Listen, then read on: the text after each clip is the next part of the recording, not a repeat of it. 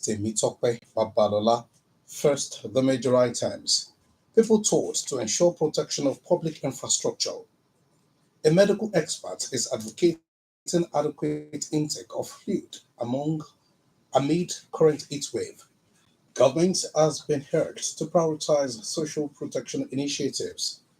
There is the need for people to take care of public infrastructure and facilities in ensuring that they last longer and serve the public better. This was the submission of a cross section of residents who spoke with OGBC on who is to monitor public facilities after they are provided by government. Mr. James Akinpelu, Mr. Yinka Awoyinfa, and Mrs. Jane Ogunbowale noted that once infrastructure have been put in place by the government, it is the responsibility of the people in the community to ensure that the infrastructure provided are taken care of. They added that it is the people who use the facility and therefore they should take proper care of the public facilities in their domain and protect them from vandals. On their part, Mr. Yomi Daniels and Ms. Bukola Maugbe said monitoring public facilities is a collaborative effort, saying that relevant agencies saddled with the responsibility should work with the public to protect public assets.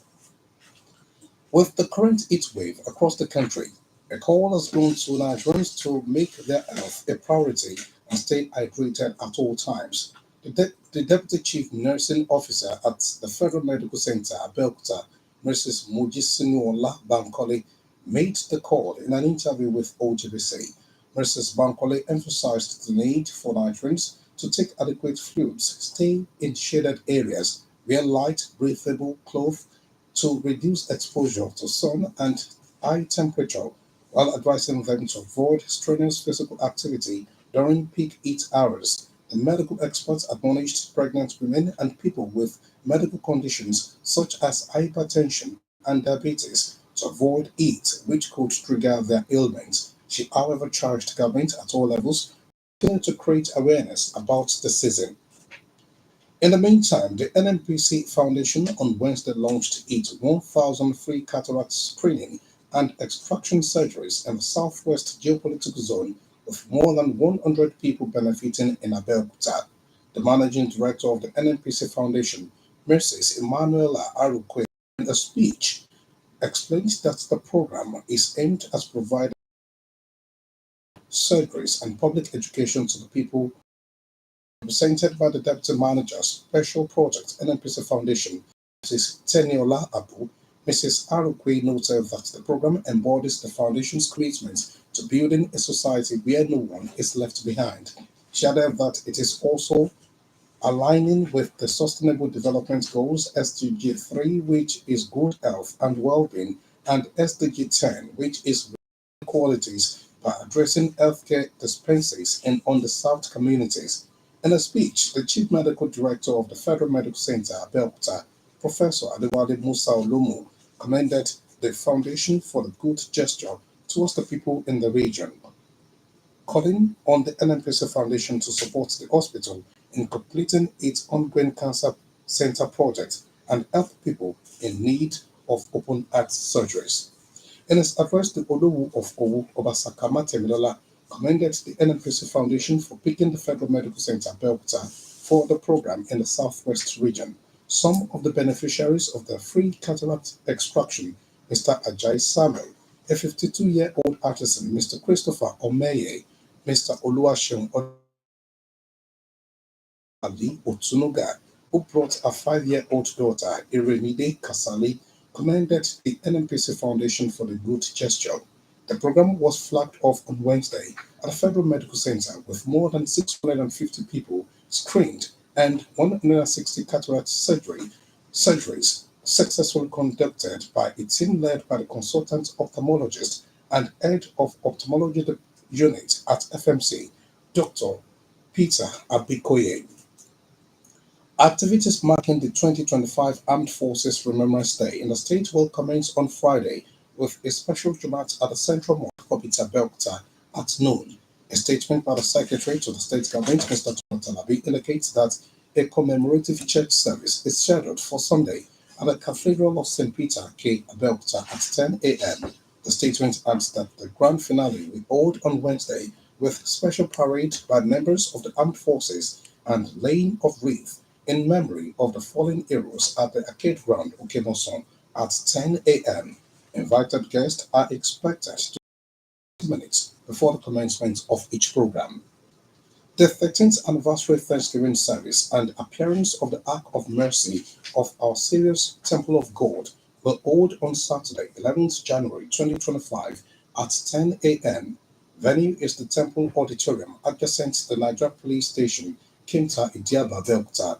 According to a statement by the temple's spiritual leader, Dr. Adegboyega Oyejayi, 90.5. Prioritizing social protection initiatives is fundamental to achieving social development and social harmony, as well as advancing the shared development pillars of the current administration. The government should therefore strengthen investment in the sector with a view to ensuring the safety, dignity, and empowerment of women and girls.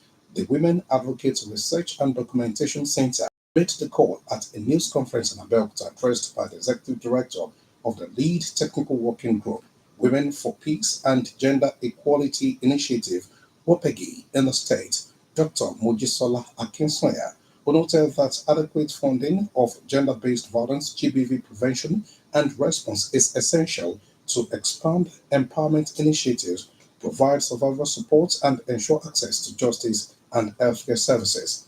Dr. Akinsoya, while acknowledging the commendable efforts of the government in the social sector in the past 4 years, including the establishment of 4 sexual assault referral centers with transit homes in Shagamu, Abeokuta, Ijebu-Ode, and Ilaro, launching of a toll-free line for reporting GBV cases, empowerment of 67,093 women through the Okowodapo project, among others, stated that more still needs to be done considering the high rate of women who face gender and sexual violence in the state. She advocated the setting aside of 0.5% of tax revenue for the establishment of a gender-based violence trust fund for effective implementation of the Violence Against Persons Prohibition (VAP) law, while collaborative partnerships among government, civil society, and the private sector should be promoted for sustainable solutions. The women advocate with support from the African Women's Development subnational organizations, including the Women for Peace and Gender Equality Initiative, Women Advocacy in HIV and AIDS Prevention and Other Diseases, African Foundation for Environment and Development, and the Center for the Economic Empowerment and Gender Activities, also called for the establishment of special courts for GBV cases to ensure quick trial and punishment of perpetrators, as well as provision of CNG buses in all the 20 local governments for survival transportation and provision of subventions for non-governmental organizations, NGO service providers in the state. Muslim students from public and private secondary schools this Thursday benefited from the educational support program of the Sisters in Council of the National Council of Muslim Youth Organization, NACOMYO, explaining the rationale behind the exercise tagged Back to School Project. The state Amira of NACOMYO, Ajia Monsurat Adinirugun, said it was aimed at supporting stakeholders in providing access to education for indigent students who should never be denied education because of the economic status of their parents or guardians.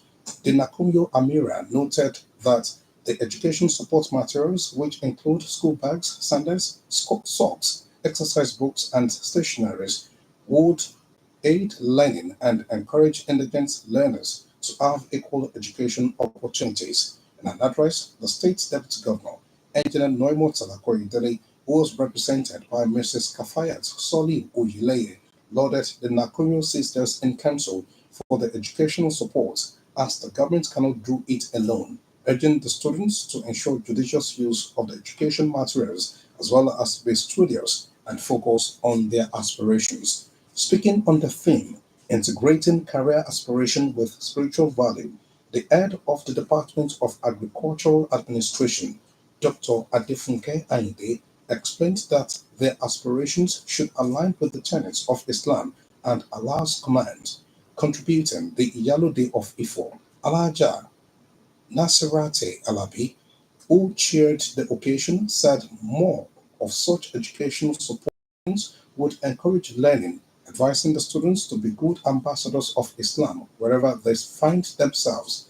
In separate goodwill messages, the state coordinator of Nakumio, Alaji Bariu Kendi Lawal, and the permanent secretary, Ministry of Education, Science and Technology, Alaja Miriam Oloko, who was represented by Mercy's Tawa Khalid Sotuyo, urged the students to emulate the best set of people in the society.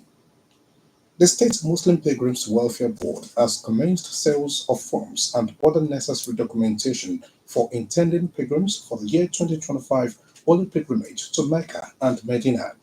A statement by the Executive Secretary of the Board, Alhaji Taiwo Ajibola, directed intending pilgrims to pay initial Hajj deposit of 8,500,000 naira, pending the final approval of the Hajj fare by the National Hajj Commission of Nigeria. The board also urged those who have obtained forms to complete and submit them, along with the photocopies of payment receipts, 10 colored passport photographs with white background, photocopies of certificate of origin, international passports, and photocopy of data page and photocopy of NIN certificate.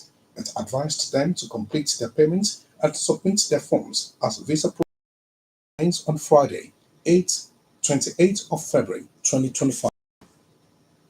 A sound health is vital to the fulfillment of any aspiration. Promote healthy living at all times. To end the state news, another look at the major items.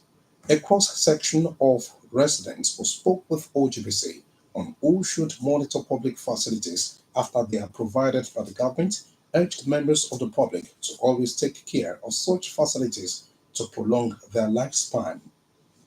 Amid the current heat wave in the country, the Deputy Chief Nursing Officer at the Federal Medical Center, Mrs. Mujisinola Bankole, has advised people to always stay hydrated and avoid exposure to high temperature. You also heard that the Executive Director of Women for Peace and Gender Equality Initiative, WOPEGI, Dr. Mojisola Akinsoya, has urged the government to prioritize social protection initiatives in order to advance its shared development pillars. The state news was edited by Chris Obu and broadcast from OGBC Abeokuta. For exclusive programs and the latest news updates, visit our website at ogunradio.ng. Follow us on Facebook at Ogun Radio Abeokuta and on X at OGBC 905 FM. You can also listen to OGBC on the Radio Garden.